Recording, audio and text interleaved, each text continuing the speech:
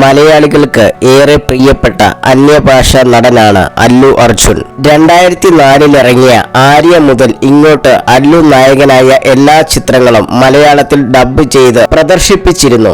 ആര്യ മുതൽ എല്ലാ ചിത്രങ്ങളും അല്ലുവിന് ശബ്ദം നൽകിയത് സംവിധായകനായ ജിസ് ജോയ് ആയിരുന്നു.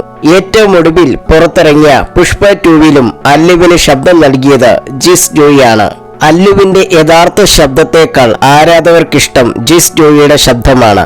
അല്ലു അർജുന് ഡബ് ചെയ്തിറങ്ങിയ ചിത്രങ്ങളിൽ ഒരെണ്ണത്തിൽ മാത്രമാണ് താൻ ശബ്ദം കൊടുക്കാതെ ഇരുന്നുവെന്ന് ജിസ് ജോയ് പറഞ്ഞു.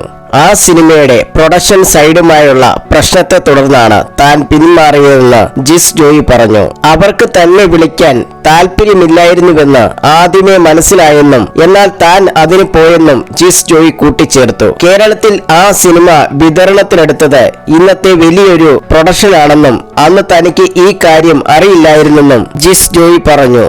താൻ പോയാൽ തന്റെ ശബ്ദം അനുകരിക്കാൻ കഴിയുന്നവർ വേറെയുണ്ടെന്നും അവർ തന്നോട് പറഞ്ഞെന്നും അതോടെ താൻ ആ സിനിമയിൽ നിന്നും പിന്മാറിയെന്നും ജിസ് ജോയ് കൂട്ടിച്ചേർത്തു.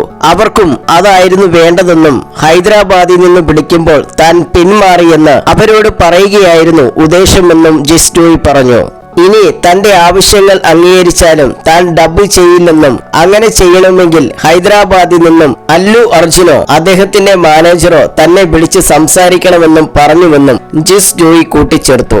മൈ സ്റ്റോൺ മേക്കേഴ്സിനോട് സംസാരിക്കുകയായിരുന്നു ജിസ് ജോയ്.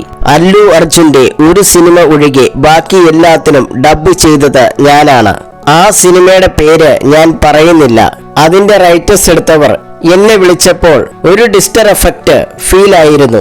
എന്നിരുന്നാലും ഞാൻ പോയി. പക്ഷേ പിന്നീട് അവർ എന്നോട് പെരുമാറിയ രീതി എനിക്ക് അപ്സെറ്റ് ചെയ്യാൻ കഴിഞ്ഞില്ല.